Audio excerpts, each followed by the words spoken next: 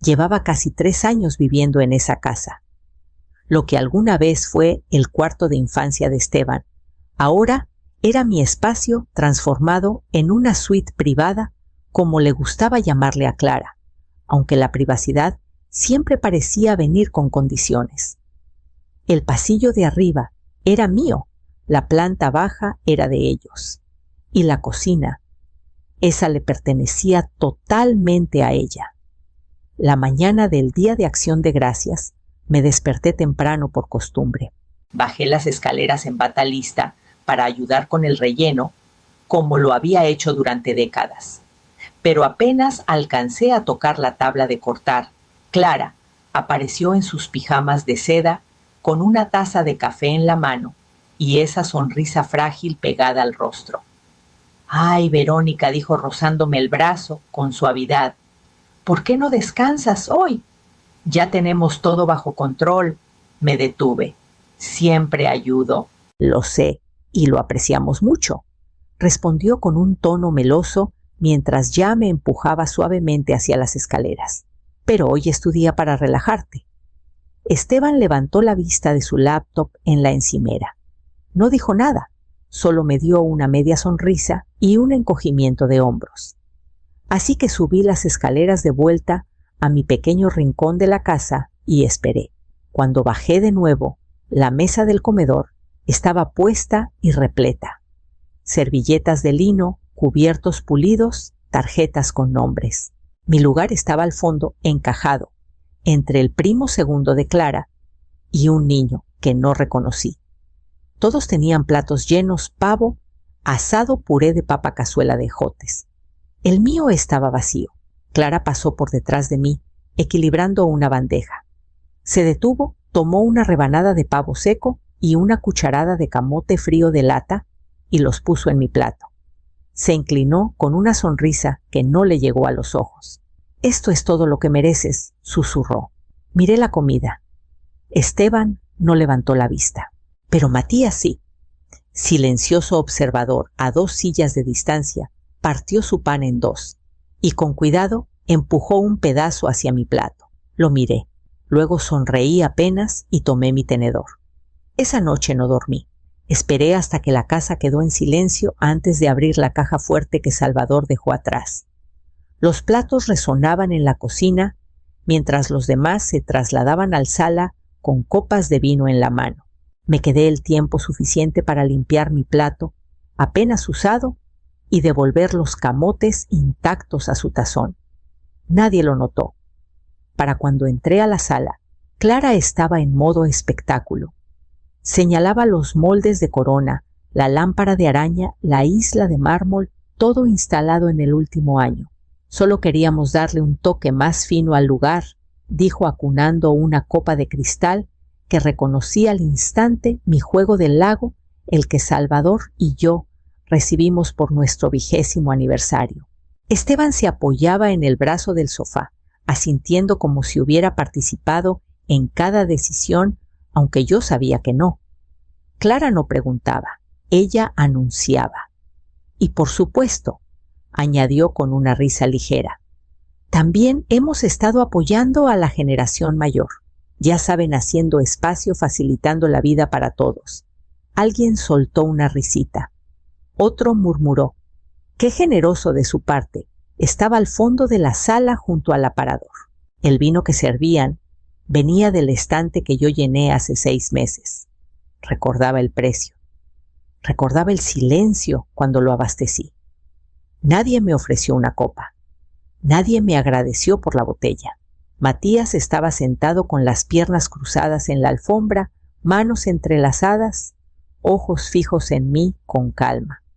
No dijo nada, pero noté el cambio en sus hombros cuando Clara me llamó nuestra minimalista residente. Me alejé sin decir palabra. Las escaleras crujieron bajo mis pies mientras subía. Arriba el aire aún olía a romero de los saquitos que puse en los cajones la primavera pasada. Pero cuando abrí el armario de la ropa blanca para guardar mi chal, los encontré metidos en una caja de cartón con un letrero en marcador negro grueso, cosas viejas. Cerré la puerta despacio. De vuelta en mi cuarto, cerré con llave, saqué la llave de la caja fuerte de Salvador de mi costurero y la puse en el escritorio. Era hora de recordarles quién construyó el piso que pisaban. No había tocado la caja fuerte desde que Salvador murió. Estaba bajo el viejo armario, sólida y silenciosa como él, en vida nunca ostentoso, nunca ruidoso, pero siempre sosteniendo el peso. Giré la llave lentamente, esperando que el polvo llenara el aire. Pero todo dentro estaba limpio y perfectamente ordenado, como él. El archivo superior decía autoridad de revocación. Lo saqué y comencé a leer. Una línea resaltaba en negritas. La discreción primaria permanece con Verónica Méndez, a menos que esté incapacitada o fallecida.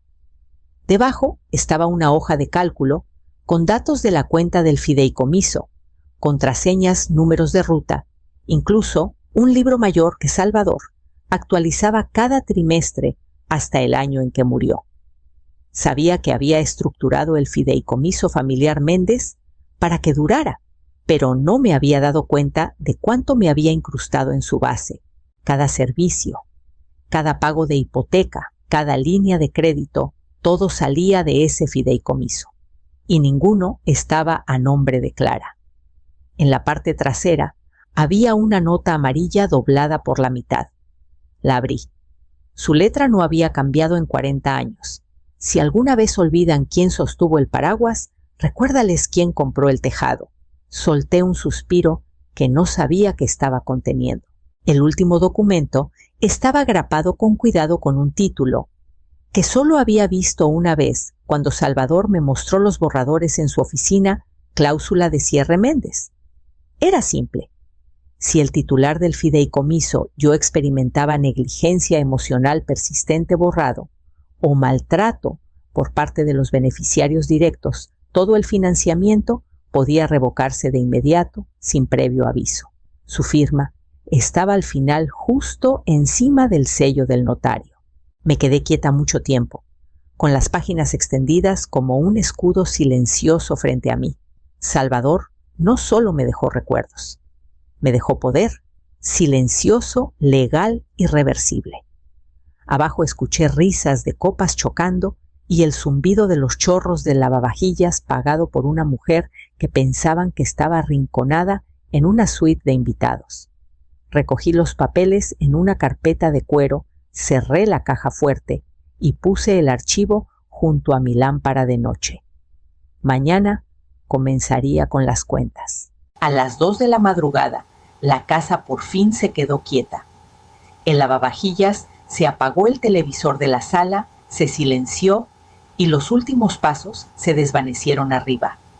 Bajé a la cocina en pantuflas, deseando solo un momento para respirar y algo dulce. Quedaba una rebanada de pay de arándano. Estaba demasiado fría y la corteza se había ablandado. La puse en un plato, me senté en la mesa pequeña del desayunador y comí despacio cada bocado un poco demasiado ácido. No escuché a Matías hasta que estuvo en la entrada. Llevaba pijamas de cuadros y calcetines desparejados, el pelo revuelto, como si acabara de levantarse solo para esto. No pidió comida, agua ni su tableta.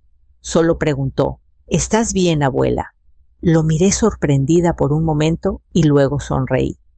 Solo pensando. Asintió, deslizándose en la silla frente a mí, como si hubiéramos hecho esto 100 veces antes. Un silencio se asentó entre nosotros, no del tipo frío que envolvió la mesa del comedor antes, sino uno suave cómplice. Empujé el tablero de ajedrez hacia él desde el mueble lateral, abrí el cajón y saqué las piezas viejas. Jugamos sin palabras. Sus manos se movían más lentas de lo usual cuidadosas. Mi mente vagaba entre peones y recuerdos Salvador, enseñándole a Esteban, en esta misma mesa, el aroma del café al amanecer, el sonido de risas que alguna vez llenaron estas paredes. Matías me ganó en 18 movimientos. No celebró. Solo levantó la vista y esperó. Saqué una pieza del saquito de terciopelo, la torre tallada de Salvador de nogal profundo, con la base gastada por años de práctica. La puse en la mano de Matías y cerré sus dedos alrededor. «Guarda esto», susurré, «para cuando la gente olvide lo poderosas que pueden ser las cosas calladas». Asintió una vez solemne y seguro. Luego me abrazó fuerte, como si lo sintiera de verdad. Cuando volvió arriba, limpié las migajas de la mesa y regresé a mi cuarto. Al amanecer, iniciaría sesión en la primera de las cuentas. A las 6:30 preparé mi té y me senté en el escritorio de la esquina con el archivo que Salvador me dejó. Mi usuario aún funcionaba. El portal del fideicomiso cargó sin resistencia, como si hubiera estado esperando. Empecé con las líneas de desembolso principales: electricidad, gas, agua revocados. Pago automático de la hipoteca cancelado. La tarjeta corporativa de Esteban, que técnicamente era una extensión de la mía congelada. La tarjeta personal de Clara desactivada. La marqué como pendiente por mal uso, pero no añadí ninguna nota. No hacía falta. Cada clic fue preciso, no vengativo, no apresurado, solo necesario. No le mandé un mensaje a Esteban. No dejé un correo de voz. No envié un correo titulado «Importante». Solo cerré sesión. Luego abrí una nueva pestaña y reservé una camioneta de mudanza pequeña, sin servicio de empaque, sin equipo. Solo un hombre y una van programada para el sábado por la mañana. Matías bajó mientras sellaba el sobre Manila con las copias físicas de las revocaciones. Su pelo aún estaba húmedo por la ducha y llevaba su sudadera azul favorita con las mangas ya algo cortas. Se sirvió cereal sin hablar. Doblé el sobre con cuidado y lo metí en mi bolsa. Antes de subir de nuevo, me detuve detrás de él. Le apreté el hombro. Besé la cima de su cabeza. «No estaré aquí el domingo», dije suavemente. No levantó la vista de inmediato. Luego asintió con la cuchara detenida justo encima de su tazón. «¿Puedo visitarte donde vayas?» Sonreí. Saqué una nota adhesiva del cajón y escribí en pluma azul: Callejón del Roble, 163, Arroyo Sous. Deslicé la nota por la encimera. La dobló una vez y la guardó en el bolsillo de su sudadera como si fuera un secreto. Arriba comencé a reunir lo que importaba. No muebles, no decoraciones. Solo las cosas que cabían en 5 cajas y aún llevaban una vida. Abajo la tetera silbó. Clara bostezó en el pasillo. Aún no sabía que su tarjeta no funcionaría en el almuerzo. Para el mediodía, la cocina estaba vacía y yo había doblado el último de mis cardigans en una caja de tela. La casa zumbaba, con un silencio extraño, como si supiera lo que venía. Dejé mi celular en la encimera boca abajo. No había sonado en toda la mañana. En ese mismo momento, al otro lado de la ciudad, Clara estaba sentada en una mesa de mármol rodeada de sus amigas del yoga, contando cómo rediseñó por completo el baño de visitas. Y por fin convenció a Esteban para los gabinetes a medida. Cuando llegó la cuenta, deslizó su tarjeta platino en la carpeta de cuero con un ademán elegante. No notó la duda del mesero hasta que regresó callado y apenado. «Disculpe, señora, la tarjeta fue rechazada». Clara parpadeó. Rió con ligereza. «Eso es ridículo». «Prueba con esta». Le dio la tarjeta secundaria, la que solo usaba cuando viajaban. El mesero volvió más rápido esta vez. También rechazada. La sonrisa se desvaneció de sus labios. La mesa quedó en silencio. Una de sus amigas buscó su bolso sin hacer contacto visual. Clara se excusó y salió con el rostro ardiendo, los tacones sonando demasiado rápido en el piso. Llamó a Esteban de inmediato. «Todo está congelado», siseó cuando contestó. «Las tarjetas, las cuentas, los servicios. ¿Qué está pasando?» Él no tenía respuestas. Nunca las tenía. Le dijo que lo investigaría. Cuando escuché la puerta principal cerrarse de un golpe 1 hora después, estaba en el solario con un libro que no había tocado en meses. Los pasos de Esteban resonaron en el pasillo mientras gritaba: «Mamá, mamá, ¿estás en casa?». La casa no respondió. Mi celular seguía donde lo dejé en la encimera, vibrando y parpadeando con su nombre una y otra vez. Matías entró desde el patio trasero, con tierra en los jeans y una hoja en el pelo. Vio la pantalla iluminarse. Tomó el celular, miró el nombre por un largo momento y luego, con calma, mantuvo presionado el botón de apagado hasta que la pantalla se oscureció. Lo puso de vuelta donde estaba. Luego se dio la vuelta y se fue. El sábado por la mañana no podía llegar más rápido. Llegaron a la oficina del abogado justo antes del mediodía Clara, con lentes oscuros y furia. Esteban, siguiéndola con la preocupación escrita en el rostro. La recepcionista apenas tuvo tiempo de anunciarles, antes de que el abogado, el señor Vargas, abriera la puerta de su oficina y los invitara a pasar. Su expresión era indescifrable, pero el sobre Manila en su mano ya estaba abierto. Clara no esperó. ¿Por qué están congeladas todas nuestras cuentas? ¿Por qué están los servicios en mora?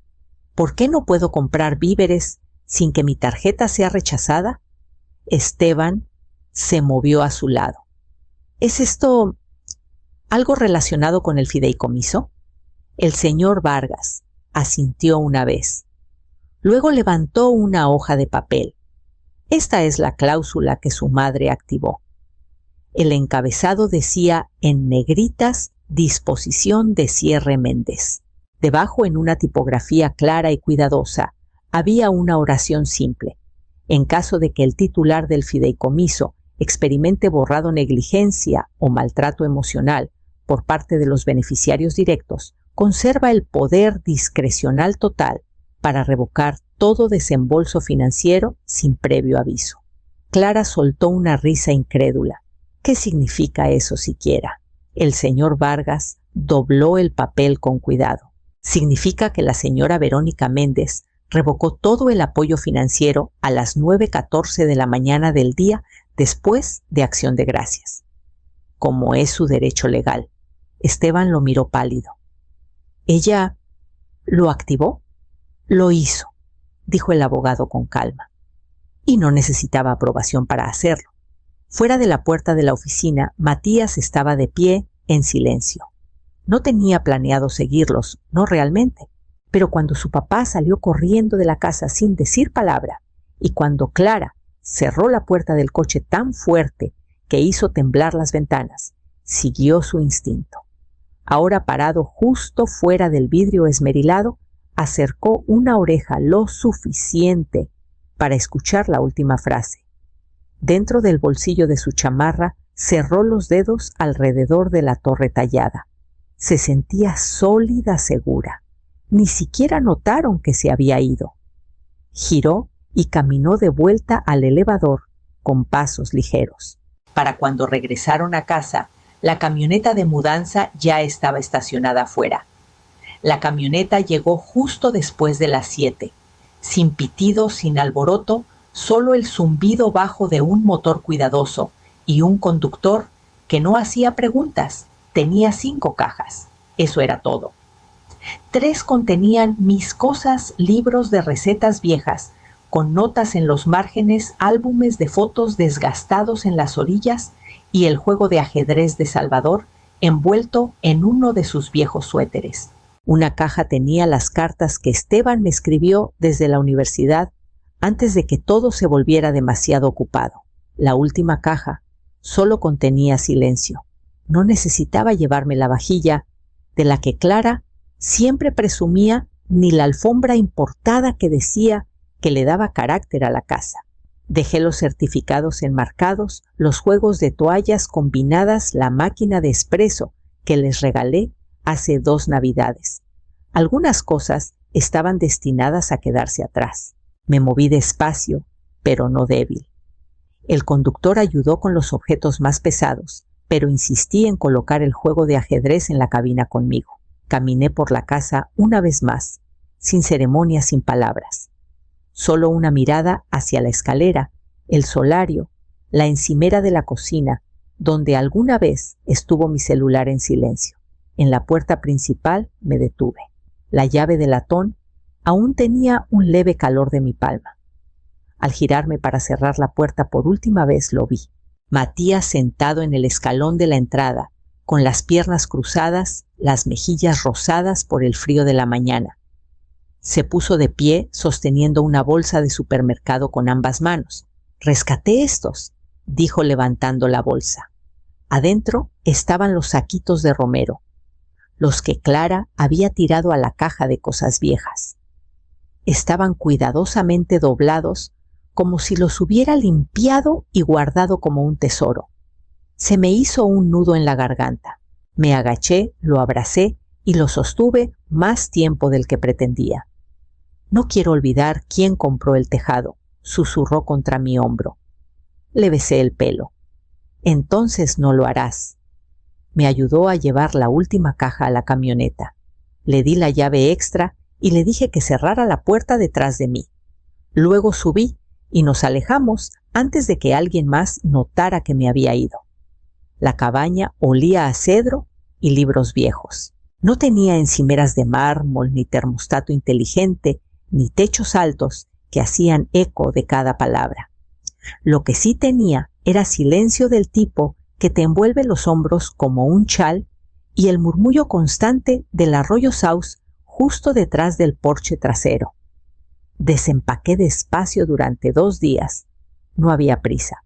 La cocina tenía justo el espacio para que una persona se moviera cómodamente y eso me gustaba.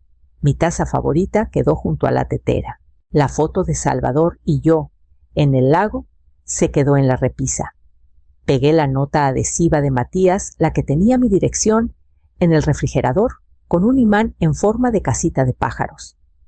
La tercera mañana, justo después de barrer el porche delantero, escuché pasos en el camino de grava. Era Matías con una mochila colgada en un hombro, las mejillas sonrojadas por la caminata. Esteban estaba unos pasos atrás, sosteniendo una bolsa de papel de supermercado. Se veía más viejo de lo que recordaba, cansado, alrededor de los ojos, como si no hubiera dormido bien en días. «No la detuve», dijo en voz baja. Lo miré por un largo momento, luego asentí. «Lo sé». Dio un paso adelante y puso la bolsa en la mesa del porche. «Frútate 2 panes y un frasquito de miel, mi favorita». No pidió entrar. Solo se quedó ahí, inseguro. Mientras tanto, Matías ya había dejado su mochila y estaba desabrochando el bolsillo frontal. De ahí sacó el tablero de ajedrez cuidadosamente envuelto en una bufanda de franela. Lo puso en la mesa redonda bajo la ventana de la cocina y lo abrió sin decir palabra. La torre tallada descansó en su palma un segundo más antes de colocarla en el tablero. «Tu turno», dijo con una sonrisa. Me senté frente a él y moví mi caballo, primero como solía hacer Salvador. El viento afuera movía las hojas y el arroyo seguía fluyendo. Mañana escribiría la carta final. La cabaña se sentía más llena este año. No abarrotada nunca a eso, sino cálida de una manera que la casa vieja nunca logró. El aire olía a calabaza asada y canela no a tensión. La mesa era más pequeña también, justo para 6. No usamos vajilla fina, solo platos de cerámica resistente y servilletas de lino dobladas una vez, sin centro de mesa, sin bandejas ostentosas. La única decoración era un tazón de manzanas frescas y la pequeña torre de madera quieta entre la sal y la pimienta. Matías fue el primero en llegar. Traía un pay de calabaza bajo el brazo y un pan de masa madre que dijo haber horneado con su grupo de la escuela. Estaba más alto ahora, con la voz más firme, pero sus ojos tenían el mismo enfoque gentil. Los vecinos llegaron después, el señor Torres del otro lado del arroyo con su cardigan gastado, y los Ramírez de 2 puertas más allá, trayendo salsa de arándano y sillas plegables. Sin discursos, sin fotos para redes sociales. Solo risas, platos compartidos e historias que pasaban de mano en mano como segundas porciones. Comimos despacio, hablamos por turnos. En un momento alguien preguntó por mi vida anterior en la ciudad. Solo sonreí y dije, me enseñó a escuchar. Cuando se saboreaban los últimos bocados de pie y el té se infusionaba en la estufa, Matías se puso de pie. No alzó la voz, no golpeó su copa. Solo la sostuvo con suavidad y carraspeó. Por la abuela dijo, no por las cosas que dio ni por las que perdonó, sino por saber cuándo irse y cuándo quedarse, por construir una mesa nueva e invitar a las personas correctas a sentarse en ella. Hizo una pausa, me miró directamente y añadió con una firmeza tranquila, esto justo aquí es lo que mereces. Sentí que mi aliento se detenía solo por un segundo. Luego sonreí, levantando mi copa hacia él. La torre descansaba en el centro de la mesa, atrapando la luz de la tarde. Afuera, el arroyo susurraba entre las raíces de los cedros, y adentro todo estaba por fin quieto, y por fin mío.